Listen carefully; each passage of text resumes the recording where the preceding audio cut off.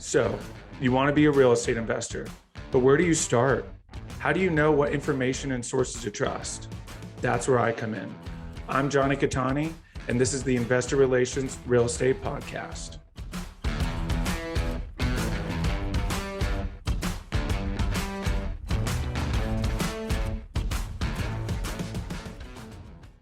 Hey guys, real quick, before we start, go to investwithcattani.com and download my free ebook, Is Commercial Real Estate Recession Proof? Now to today's show. What's up, guys, and welcome to another episode of the Investor Relations Real Estate Podcast. I'm your host, Jonny Cattani, and I'm joined today by John Casmon. John is a real estate entrepreneur who has partnered with busy professionals to invest in over $100 million worth of apartments. John also consults active multifamily investors to help them start or grow their business. He hosts the Multifamily Insights podcast, formerly Target Market Insights, and is a co-creator of Midwest Real Estate Networking Summit. John, welcome. Hey, Johnny, thank you for having me today. I'm excited to be here and talking to you and all the Investor Relations podcast listeners.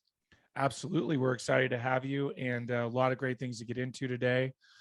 We were discussing each other's last name off camera, making sure we were saying it correctly. I get mine. A lot of people get mine wrong all the time, but let's jump into it. A lot of things to talk about, of course, but as we do with all of our guests, take us back to the beginning. I know you were in the corporate world from doing a little research. Kind of take us back there and what caught your eye about real estate and brought you to where you're at now.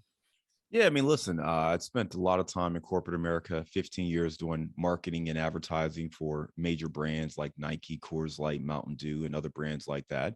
And truth be told, I enjoyed it. You know, I know a lot of people don't love their job and they can't wait to quit and go full time into being an entrepreneur, but I loved what I was doing. And I was really just trying to figure out, how do I do more of the things I love and a little bit less of the things I don't like.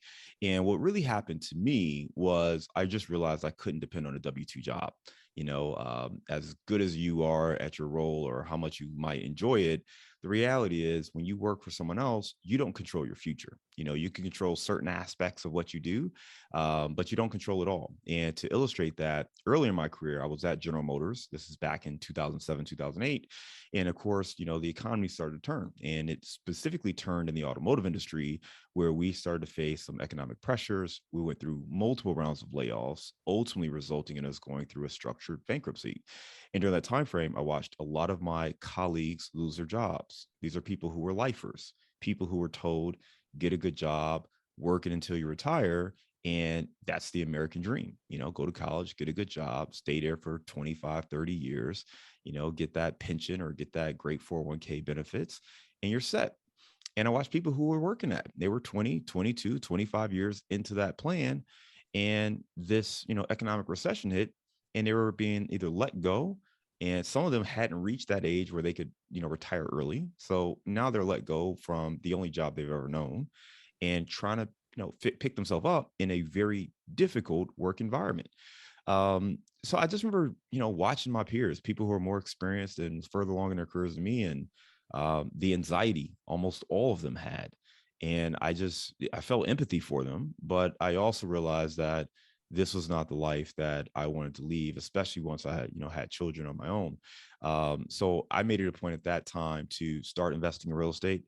I didn't know what that meant or how to get started, but I knew that there were enough people who had made it in real estate and enough millionaires who made their millions in real estate that it was probably the choice of least resistance, in that I could figure out eventually. So that's exactly what I set out to do. It took a little time for me to get some traction, but ultimately we started building up our own personal portfolio. I say we, talking about my wife and I.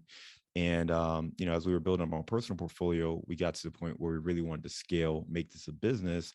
And as you fast forward, we now partner with other professionals to invest in over $100 million worth of apartments. Awesome. I love that. What a great story.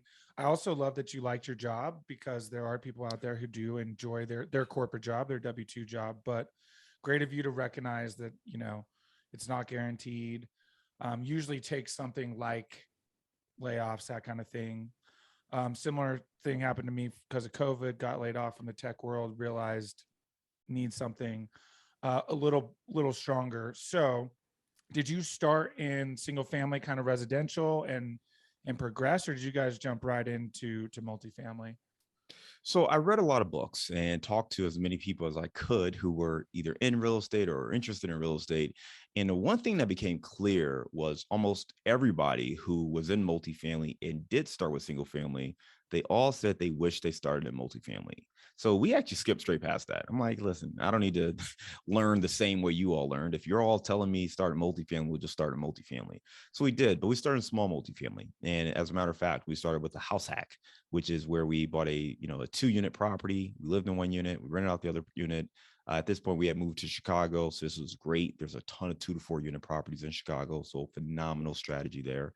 And it was a great way for us to get started. Some great loan products out there where we could do FHA financing, where we brought as little as 3.5% down. So Wow. just for illustration, if it were a $200,000 property, you can only put $7,000 down. And here you are, the owner of this $200,000 property, right? And if you think about what you might be paying in rent, that's less than a year's worth of rent, right? And now that other resident or residents, plural, will pay down the mortgage. So it's a great strategy, especially if you're young and getting started, right? Love that strategy. I tell everyone, hey, if you want to get going and want the path of least resistance, try to get an owner occupied 2 to 4 unit property.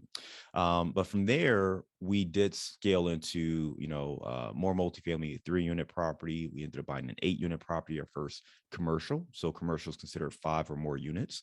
So we did buy an 8-unit building. And I bought that because I wanted experience in commercial. At this point, I was completely sold with real estate. I believed in it. I believed it had the ability to transform my financial future. And I just wanted to continue to feed that growth and also build up the confidence and the experience. And I felt like getting a commercial property was the next logical step before I started to invite other people to partner and join us. Absolutely. Yeah, that's that's a killer point. One thing I want to go back to, you touched on house hacking, 2 to 4 units. You can use conventional financing, FHA, that kind of thing. And if I understand correctly, if there are tenants in place, you can use that income towards your personal income as well. Is that true with banks? They do that? Yeah, it's been a while since I've done it, but in short, yes. What the banks will do when they're looking at qualifying you and qualifying the property, if there are existing residents on regular leases, 12-month leases, they will take a portion or the majority of the rental income, and they will use that to qualify for the loan. So that's to say that, again, you can't be in a situation where like you don't have a job, and because it's a small multifamily, you're like, hey, well, it's already making money, so don't worry about me not having a job. Like, no, they are still going to qualify you as a borrower, and you've got to qualify. But if there's rental income coming in that is reliable, then they will use some of that rental income to offset whatever the expenses are.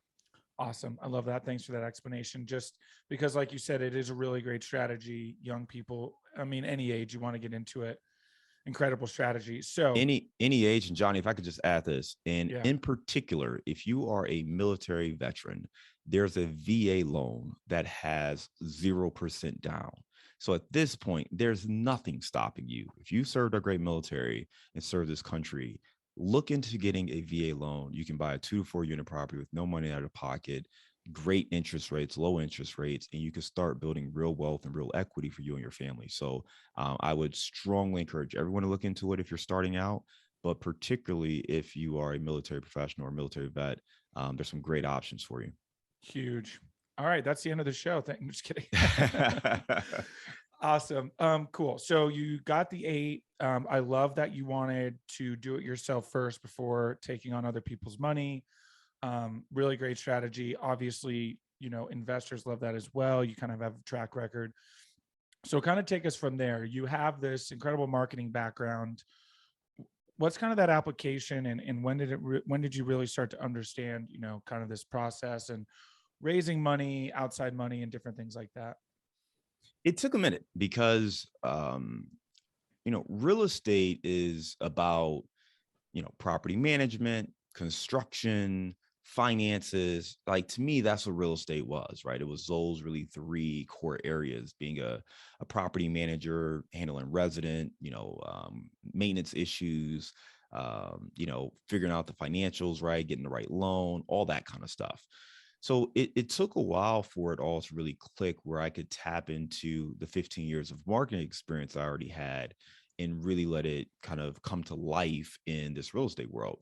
So I spent a lot of time just trying to learn real estate, trying to learn construction, trying to learn, property management, managing my own properties, managing the property manager, understanding financial terms and how to structure deals and all that kind of stuff. And I think it's really important to understand those things, by the way, particularly if you're going to be effective and make this a business. It is important to understand that. But you don't have to know all of that to get started, particularly if you're looking to partner with other people, whether that is, through a joint venture or investing passively through a syndication deal. You don't have to know every single thing to get started. Now, where marketing came in handy for me was when I realized that this was really just another business. And in the same way, the automotive business is different from, packaged goods, which is different from insurance, which is different from, lifestyle brands or wearables. And I had experience working on all these different types of, brands, products, industries. So once that clicked that, this real estate thing is just like that. It's just a different business. Now I could take all of the lessons that I've learned over, 15 plus years, if you, include the college time, right? Just learning about marketing. Well, now it was a matter of understanding who the target consumer is, right? Or the avatar or the investor. How do we source deals, right? How do we get lead generation going? How do we start to market or brand ourselves?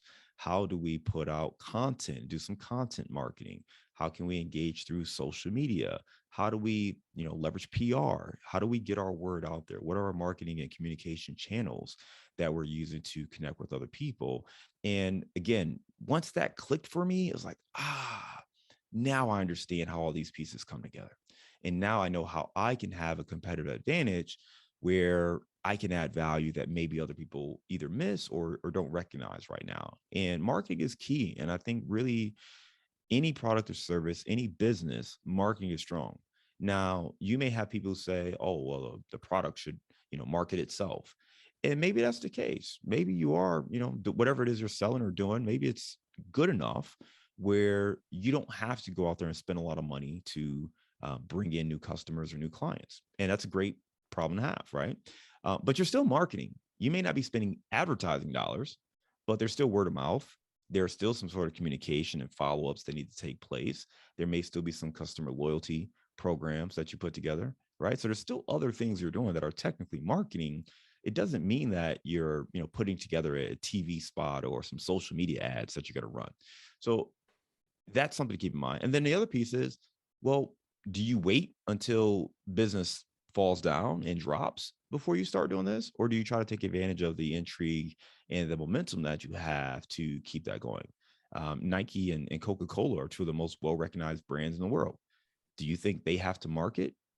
People know who Nike is, and people know who Coors or Coca-Cola is, but they still do a lot of marketing because they want to stay top of mind. They want to make sure they don't lose market share. They want to make sure that they can reinforce their values and connect with you. So as you're evaluating your options, they remain that number one choice.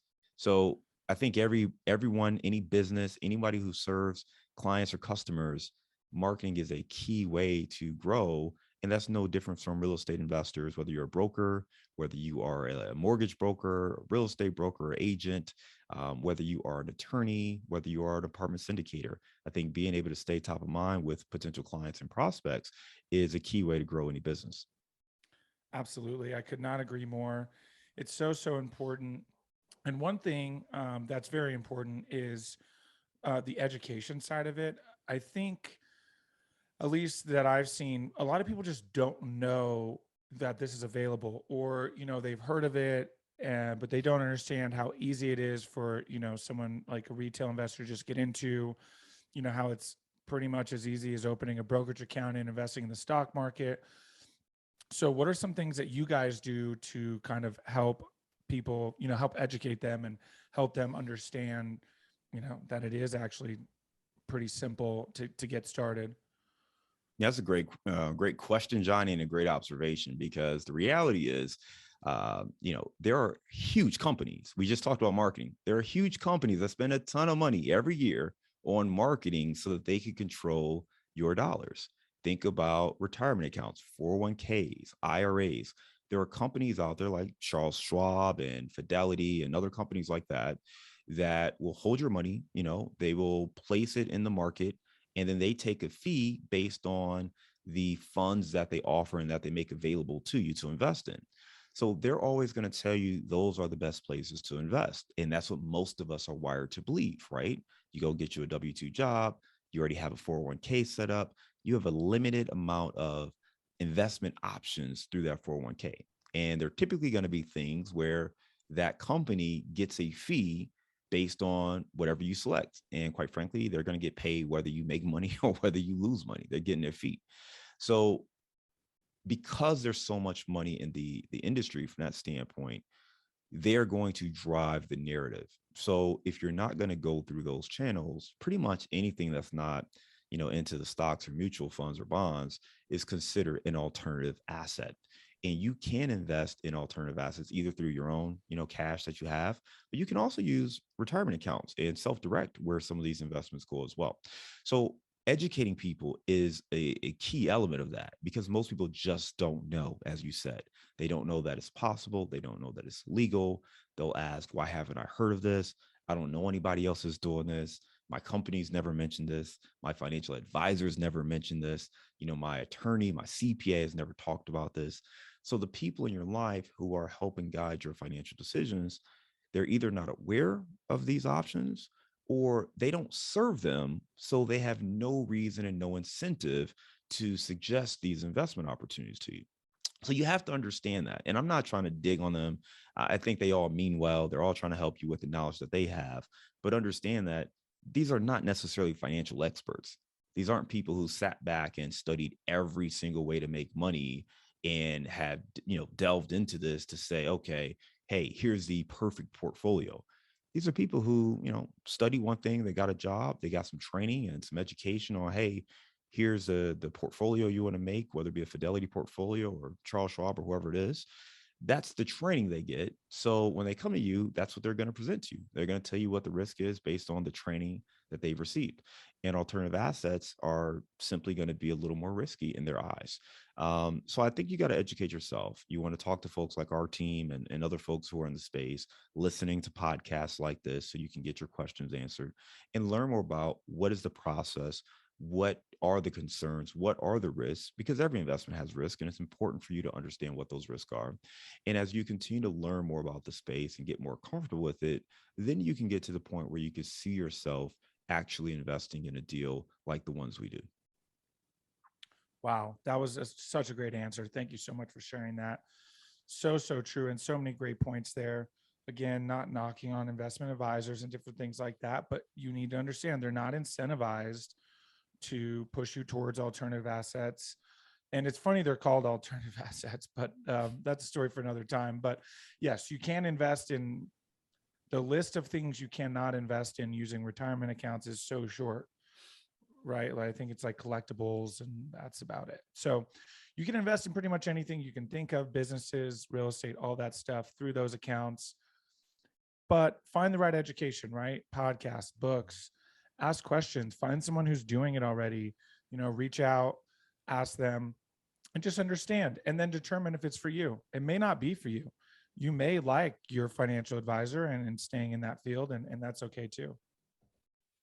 Yeah, and listen, diversification is a big goal for many people, and I would say what's really important is to get clarity on why you're looking to invest and what your investing goals are.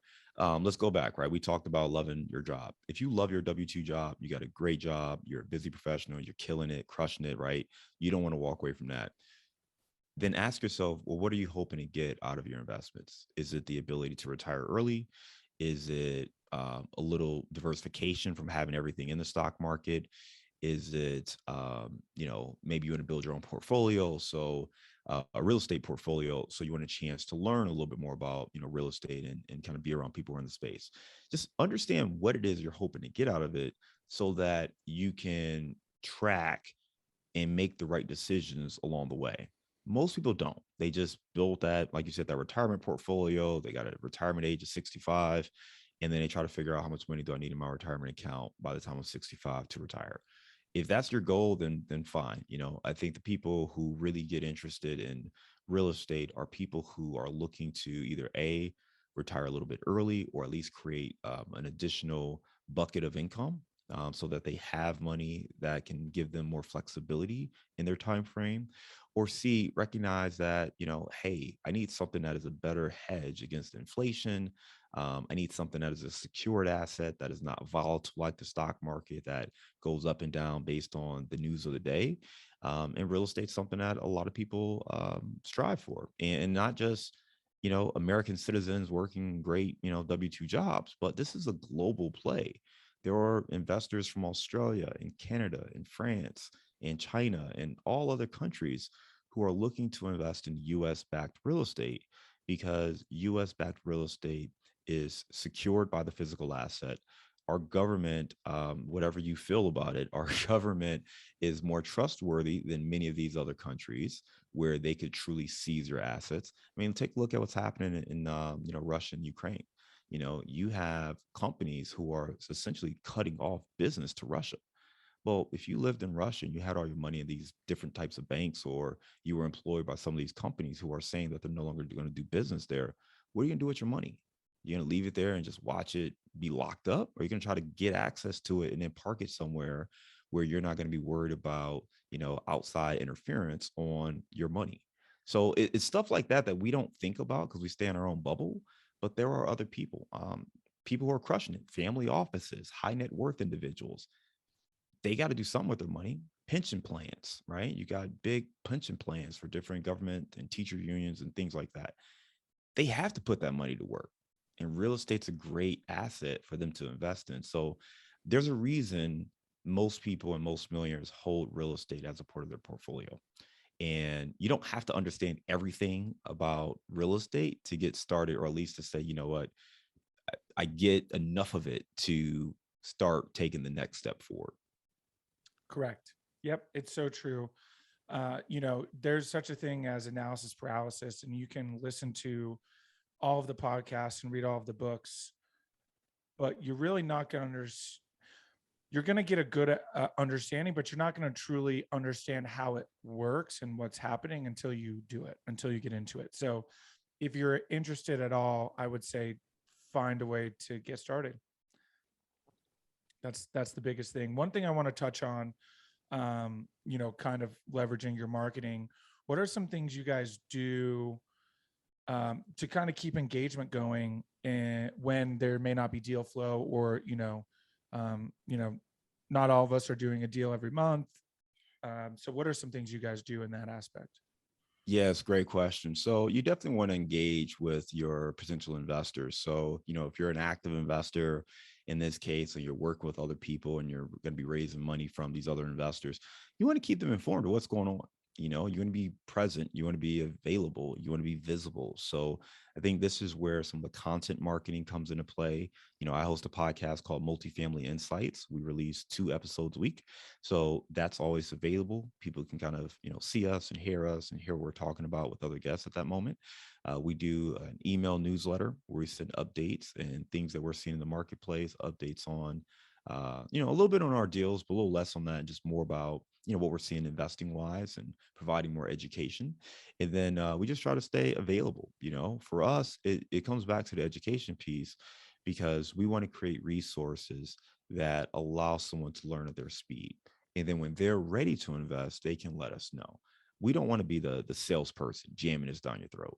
I mean, listen, this is a significant commitment, right? We're talking about, for our deals, typically a $50,000 minimum.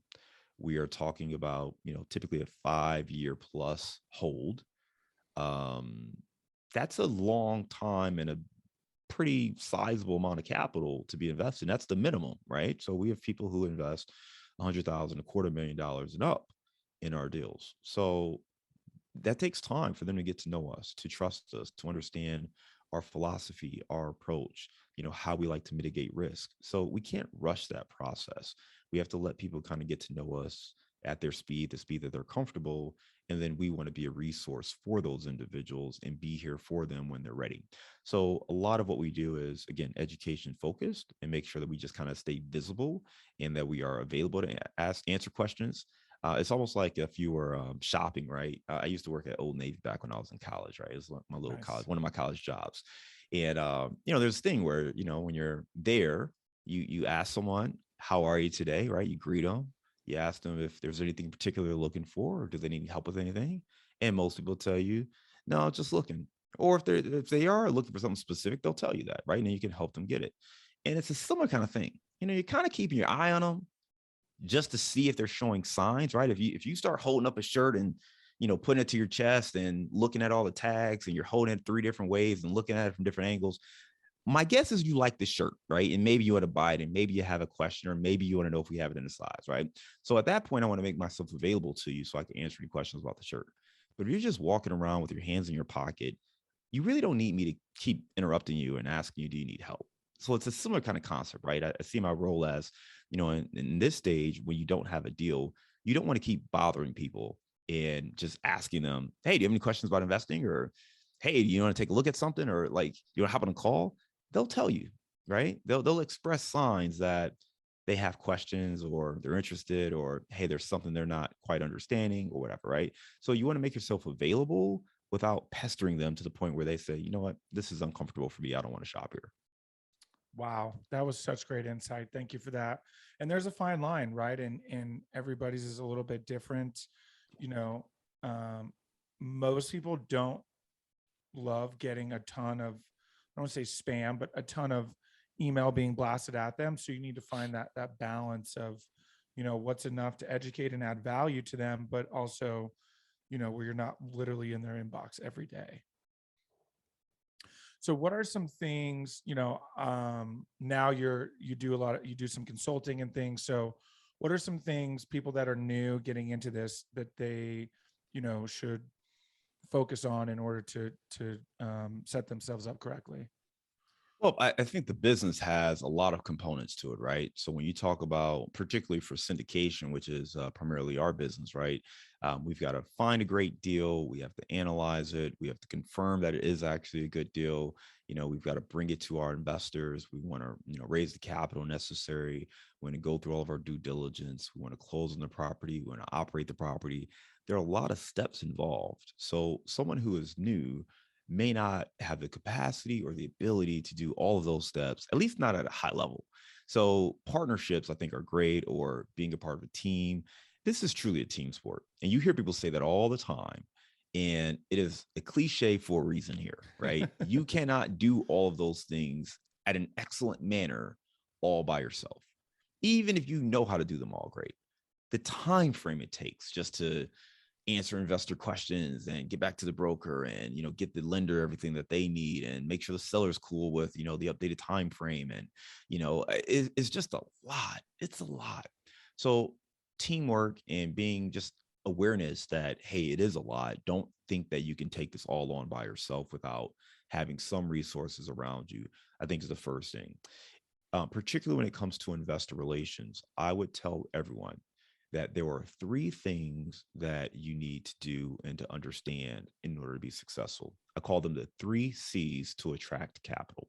Ooh, So the huge. first C is confidence. Okay.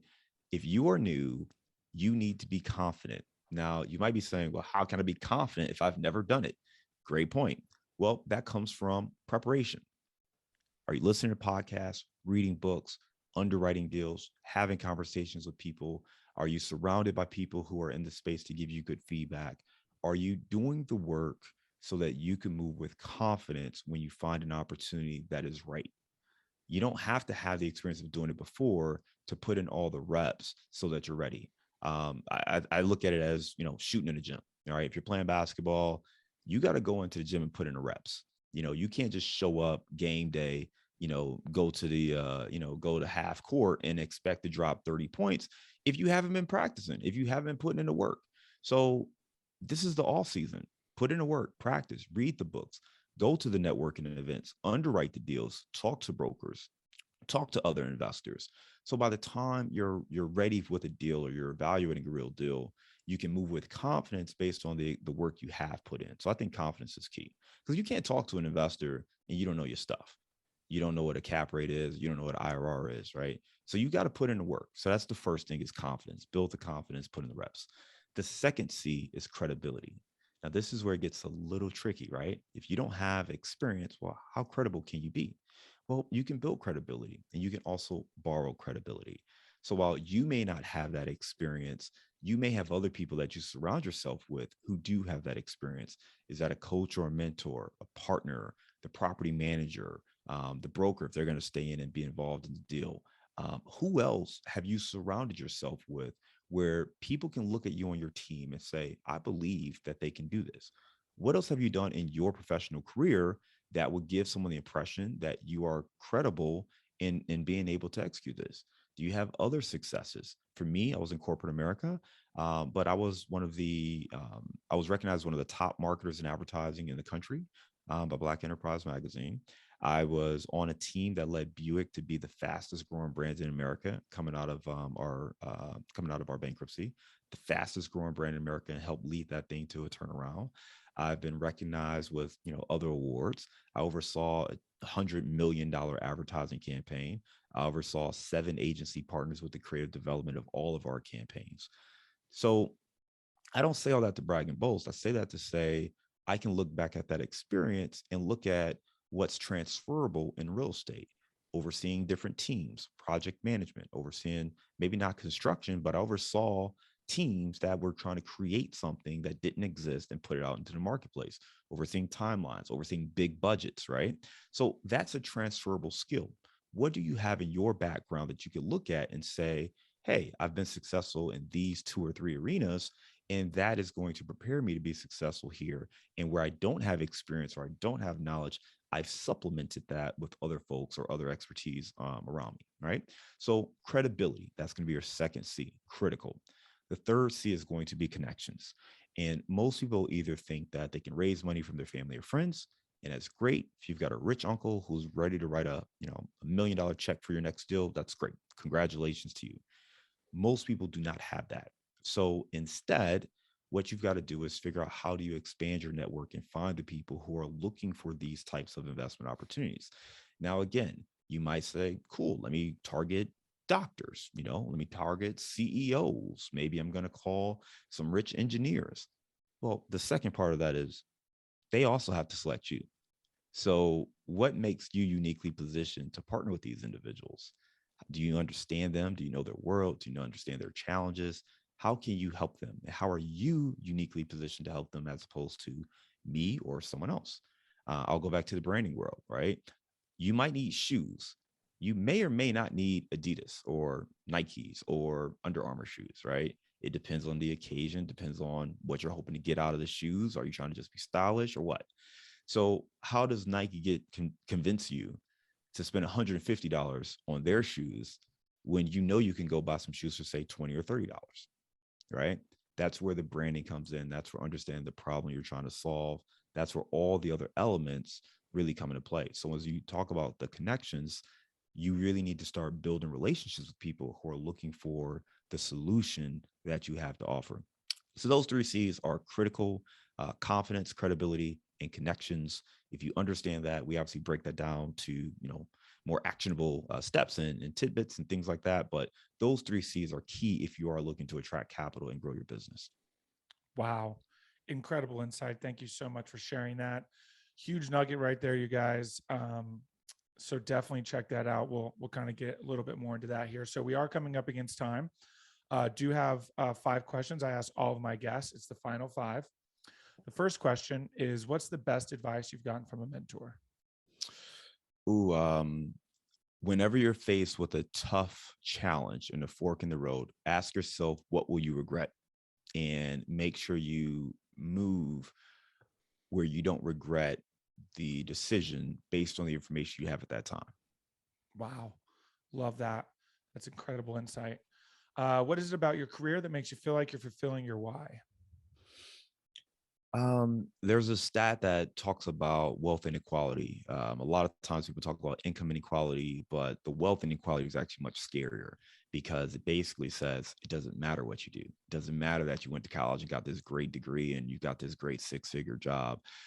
If you are, someone of color, you are pretty much starting behind some of your peers. So how do you catch up?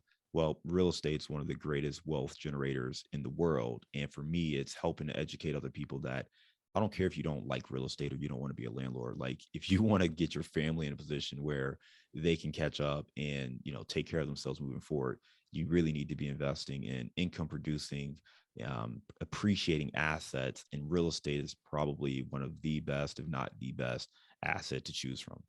Gosh, I could not agree more. And guys, if you're afraid of tenants, what is the tenants, toilets, and Termites. termites? Guys, we don't deal with this. Okay. You don't have to get into asset management. You don't have to be an asset manager. You don't have to be a property manager.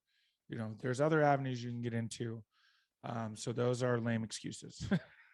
Yeah, and just to, I know this is quick, but just to illustrate that point a little bit more, um, the stats say that let's just say if the average income was $40,000, if for every white person that makes $40,000, a black person has 8 times less wealth if they have the same exact salary.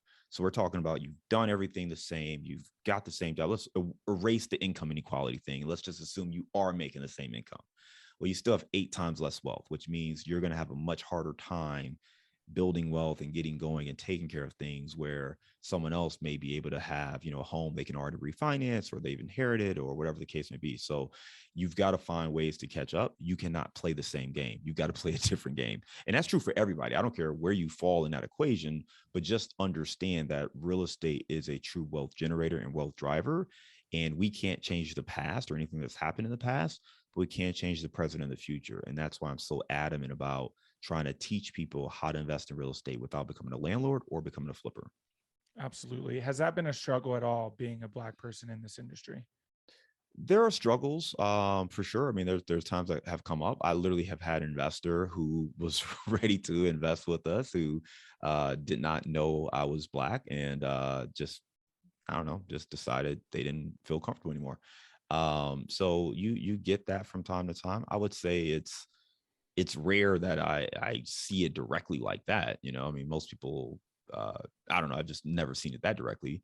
But I think I look at it like this: we all have our advantages and disadvantages, and you can either wallow in the disadvantages you have and throw a pity party, or you can look at the advantages you do have and say, all right, how do I maximize this and grow? And for me, there's an educational component that is important, but I also think it's important to have the right why, because if you're only worried about making money, then yeah, there are probably some easier things you could do to make money. But if you really feel like you can help people impact their family and pursue their passions because now you've unlocked their mind to another way to think or another way to create passive income for themselves, to me, that's just as rewarding. So I think you really have to look within and figure out what do you get joy out of, and just be honest with yourself. If you don't like it, then don't. Like, everyone doesn't need to be a coach or a teacher or an educator.